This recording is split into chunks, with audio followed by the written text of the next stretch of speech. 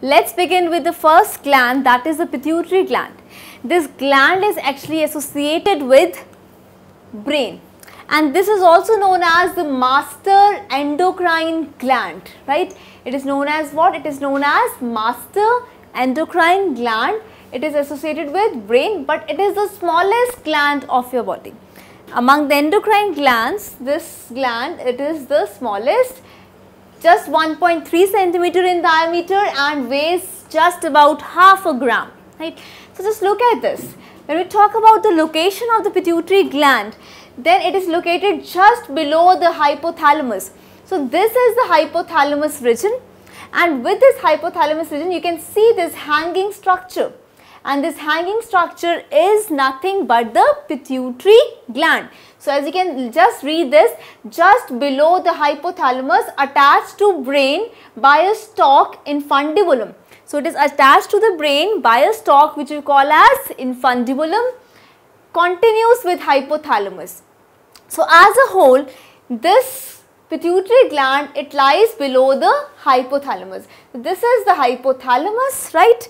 And the hanging this structure which is attached to this hypothalamus, it is what? It is the pituitary gland, right?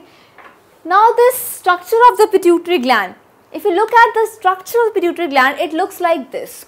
Now can you see the structure of pituitary gland? It has 3 lobes. This is the first, this is the second one, this is the third lobe. So we have 3 main lobes of different origin.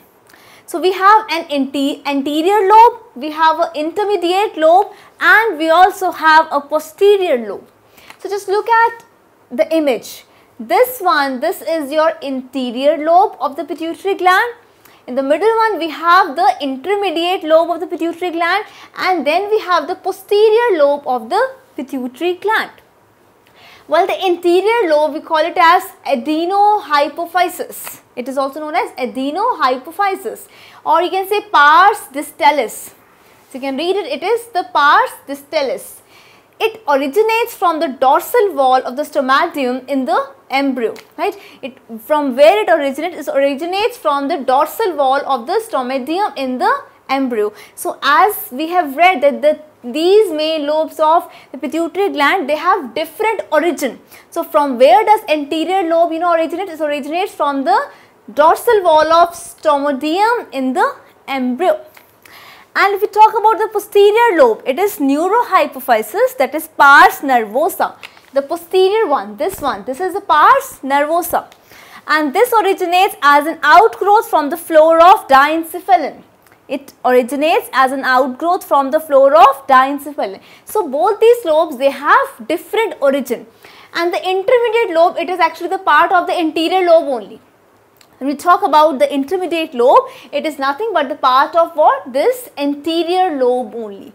So the pituitary gland, the structure, it has 3 main parts, the 3 main lobes which have different origins.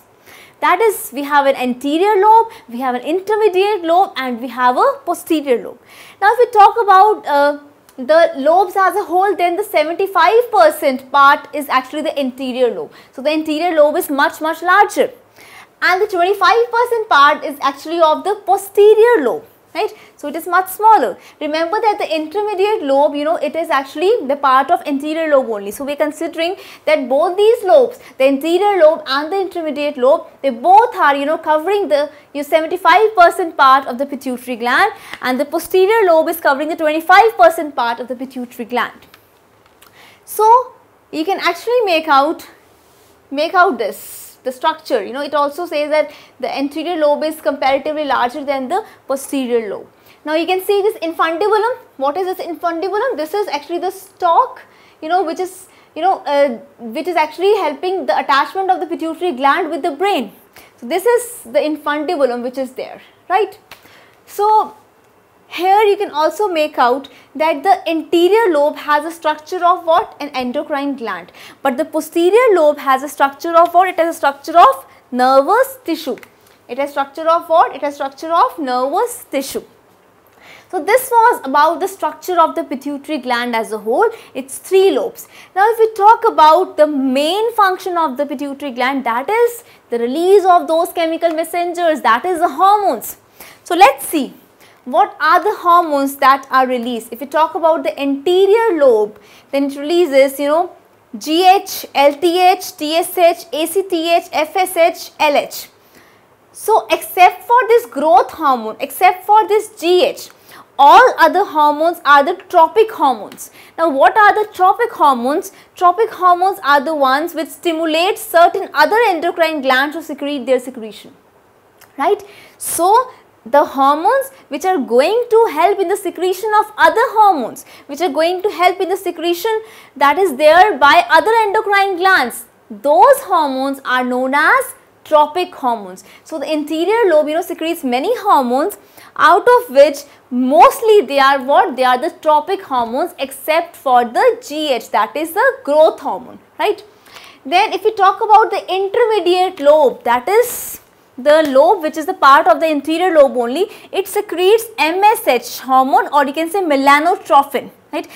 MSH is what? Melanocyte stimulating hormone. MSH is what? Melanocyte stimulating hormone. You can also call this hormone as melanotrophin. Now what is the function of MSH or melanotrophin? It controls the distribution of pigments in the skin. The distribution of pigments in the skin, it means that if we have the pigment cell, the dispersal of the pigment, it is controlled by this hormone. So it helps in the darkening in the color of certain animals such as fishes and amphibians. This is the main function of MSH hormone, that is melanocyte stimulating hormone. So remember that it is linked with the pigments.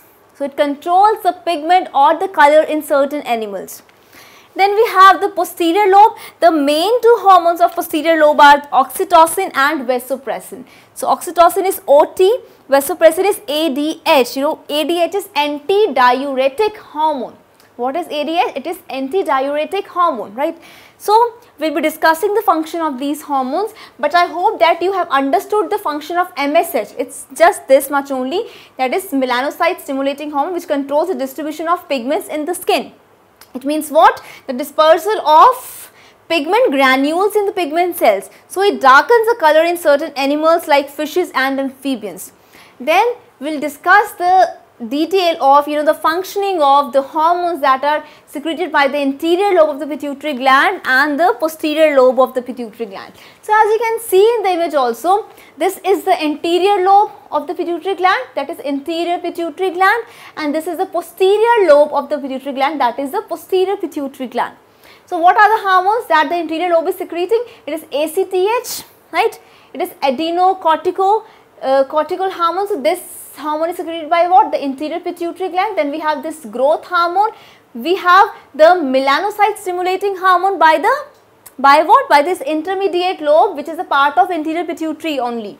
Then we have this TSH, thyroid stimulating hormone. Then we have the gonadotropins, right? We have FSH, that is follicle stimulating hormone. Then we have LH, that is luteinizing hormone. Then we have prolactin also, that is secreted, right, by this anterior lobe. Then if you talk about the posterior lobe, I told you that there are two major important hormones that are secreted, that is the oxytocin and ADH. ADH is also known as what? Vasopressin. What is ADH? It is antidiuretic hormone. So don't worry, we are going to discuss these functions, because the discussion of the functions that these hormones perform, it is also equally important. You need to know what is the role of these hormones in your body that are secreted by the pituitary gland, that is the master endocrine gland of your body, right? So let's see what are the functions that are performed by these hormones.